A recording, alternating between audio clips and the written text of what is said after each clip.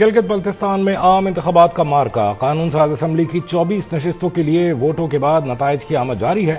اپنے نمائندے چننے کے لیے عوام میں بھرپور جوش و خروش دیکھنے میں آیا۔ پولنگ اسٹیشنز پر رش رہا، طویل قطاریں دیکھی گئیں۔ 9,58,000 سے زائد ووٹرز کے لیے 2,447 پولنگ بوتھ بنائے گئے۔ انتخابات میں 403 امیدواروں نے حصہ لیا۔ پیپلز پارٹی کے 23، نون لیگ کے 22 امیدواروں نے انتخاب لڑا۔ 266 آزاد امیدواروں نے بھی قسمت آزمائی۔ دوران polling chief election commissioner Gilgit Baltistan کا مختلف پولنگ اسٹیشنز کو دورہ، ووٹنگ کا جائزہ لیا۔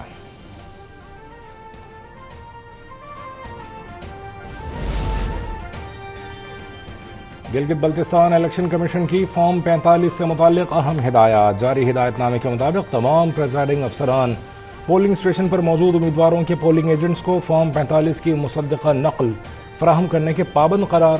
الیکشن کمیشن نے واضح کر دیا، انتخابی نتائج کی شفافیت کو یقینی بنانے کے لیے اس قانون پر سختی سے عمل درآمد کرایا جائے۔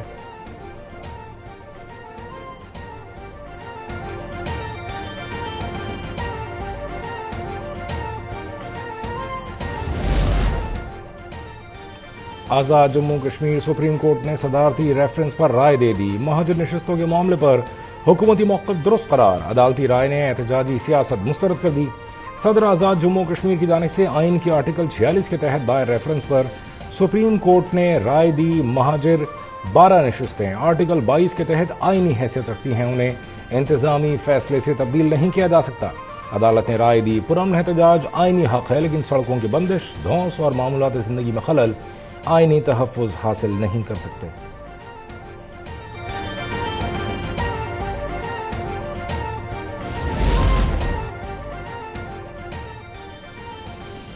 JAAC ابتدا میں بجلی کے نرخوں اور آٹے کی قیمتوں کے خلاف عوامی احتجاج کے طور پر سامنے آئی۔ تجزیاتی رپورٹ کے مطابق JAAC اب ایک وسیع تر سیاسی اور آئینی بحث کا موضوع بنتی جا رہی ہے۔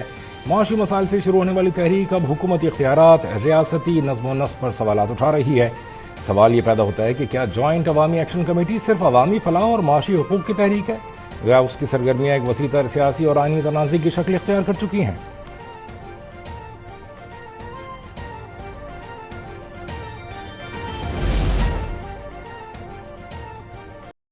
آزاد کشمیر پولیس نے کالعدم جوائنٹ عوامی ایکشن کمیٹی کا مرکزی دفتر سیل کر دیا۔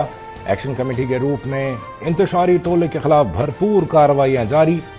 پولیس کی طرف سے تلاشی کے دوران ایک سب مشین گن، 12 بور رائفل اور ایک پستول برآمد۔ چھاپے کے دوران مرکزی دفتر کے باہر عوام کی بڑی تعداد میں موجودگی کے باوجود کوئی احتجاج یا نعرے بازی دیکھنے میں نہ آئی۔ ماہرین کے مطابق چھاپے میں اسلحہ برآمدگی اس بات کا ثبوت ہے کہ یہ ٹولہ نام نہاد عوامی حقوق کی آڑ میں انتشار پھیلانے کے درپے ہے۔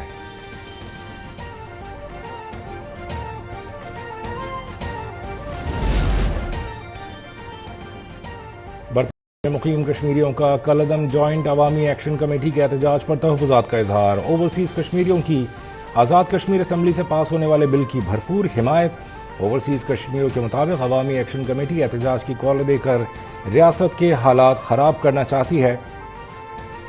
ووٹ ہر شہری کا بنیادی حق ہے، مہاجرین بھی کشمیری ہیں، ان کا حق چھینا نہیں جا سکتا۔ ایکشن کمیٹی کسی بیرونی جماعت کی اعلی کار نہ بنے۔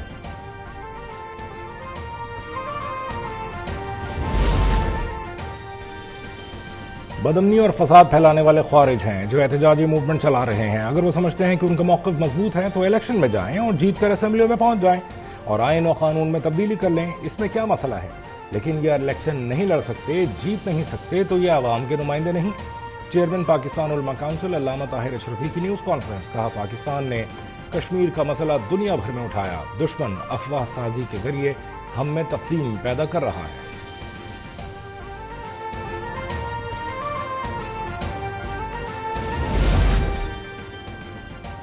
وزیر داخلہ محسن نقوی نے اسپین تہران میں ایرانی وزیر خارجہ عباس عراقچی سے ملاقات کی۔ خطے میں کشیدگی میں کمی اور ایران امریکہ ممکنہ امن مذاکرات کے حوالے سے گفتگو۔ اس سے قبل وزیر خارجہ محسن نقوی ایرانی ہم منصب اسکندر مومنی سے ملے۔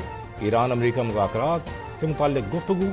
محسن نقوی کا ایرانی میڈیا سے گفتگو میں کہنا تھا کہ وہ ایرانی سپریم لیڈر کے لیے فیلڈ مارشل کا خط وزیر اعظم کی خصوصی ہدایت پر لے کر آئے ہیں۔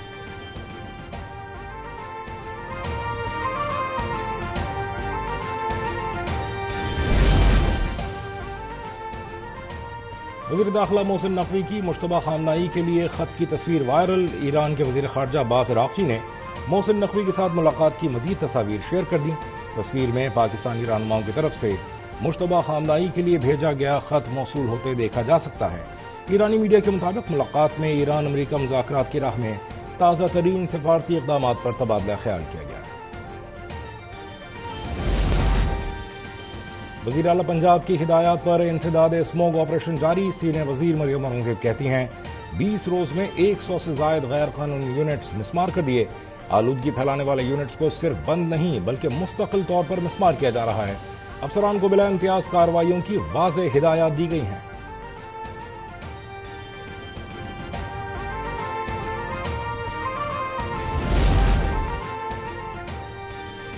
حکومت نے رواں مالی سال میں جولائی تا مئی 11 ماہ میں عوام کی جیبوں سے پیٹرولیم لیوی کی مد میں 1430 ارب روپے سے زائد نکلوا لیے۔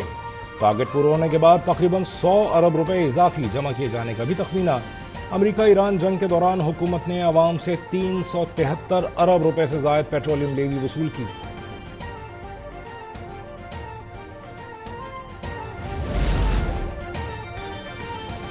کوئٹہ میں خاتون ڈاکٹر پر تیزاب پھینکنے کے واقعے کا مقدمہ سول لائن پولیس تھانے میں درج۔ مقدمہ ایم ایس سول اسپتال کی مدیریت میں ملزم ہمایوں شاہ کے خلاف درج کیا گیا۔ مقدمہ دفعہ 336B کے تحت درج کیا گیا۔ تیزاب گردی کی شکار زخمی ڈاکٹر مہنور ناصر کا کراچی کے نجی اسپتال میں علاج شروع۔ 13% جھلس گئیں، دونوں آنکھوں پر زخم، بینائی محفوظ۔ وزیر اعلیٰ بلوچستان سرفراز بگٹی کا ڈاکٹر مہنور کو بچاتے ہوئے جھلسنے والے اسپتال ملازم کو فون، سرکاری خرچ پر علاج کا اعلان۔ میری بہن کے ساتھ واقعہ اس وقت پیش آیا جب وہ سرجری وارڈ میں اپنی ڈیوٹی انجام دے رہی تھیں۔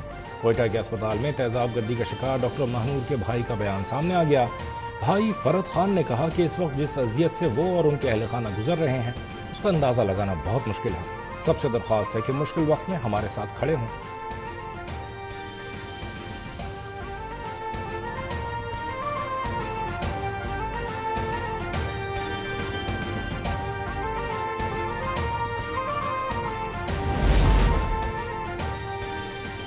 کوئٹہ میں ینگ ڈاکٹرز اور پیرامیڈیکل اسٹاف کا خاتون ڈاکٹر پر تیزاب پھینکنے کے خلاف احتجاج۔ سول اسپتال سے احتجاجی ریلی نکالی۔ ڈاکٹرز و طبی عملے نے بینرز اور پلائی کارڈز اٹھا رکھے تھے۔ سول اسپتال انتظامیہ اور سیکرٹری صحت کے خلاف نعرے۔ پریس کلب پہنچ کر احتجاجی مظاہرہ کیا۔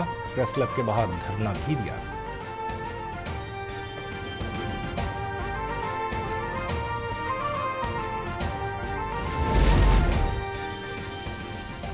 Quaid Azam industrial estate police Lahore کی کارروائی۔ لڑکی سے نازیبا حرکت کرنے والا ملزم گرفتار۔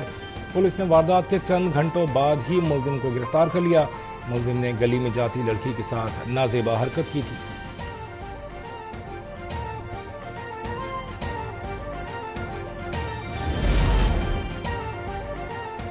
کراچی کے علاقے موسیٰ کالونی میں فائرنگ سے 17 سالہ نوجوان جاں بحق، دوسرا زخمی۔ خواجہ اجمیر نگری پولیس کے مقابلے میں ایک ڈاکو زخمی حالت میں گرفتار، دوسرا فرار۔ گرفتار ڈاکو سے پستول اور چھینی گئی موٹر سائیکل برآمد۔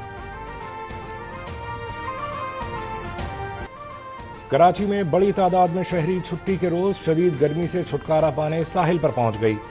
سی ویو پر شہری فیملیز کے ہمراہ سمندر کی موجوں سے لطف اندوز ہوتے رہے۔ بچوں اور خواتین نے گھوڑوں، اونٹوں اور گاڑیوں کی سواری کا بھی لطف اٹھایا۔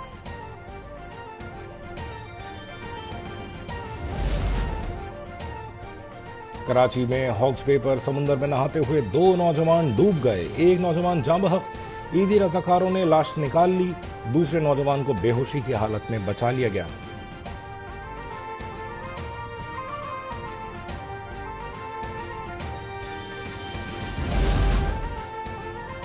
آج سے 12 جون تک ملک بھر میں ہیٹ ویو کا الرٹ جاری۔ کراچی میں 8 سے 12 جون تک درجہ حرارت 43 سینٹی گریڈ تک پہنچنے کا خدشہ۔ بلوچستان اور سندھ کے بیشتر اضلاع میں پارہ 51 ڈگری سینٹی گریڈ تک جانے کی پیشگوئی۔ پنجاب کے کئی اضلاع میں بھی پارہ 44 سے 48 کا ہنسا چھو سکتا ہے۔ جنوبی پنجاب اور سندھ کے بعض علاقوں میں گرد آلود ہوائیں اور آندھی متوقع۔ محکمہ موسمیات کی متعلقہ اداروں کو الرٹ رہنے اور حفاظتی اقدامات کی ہدایت۔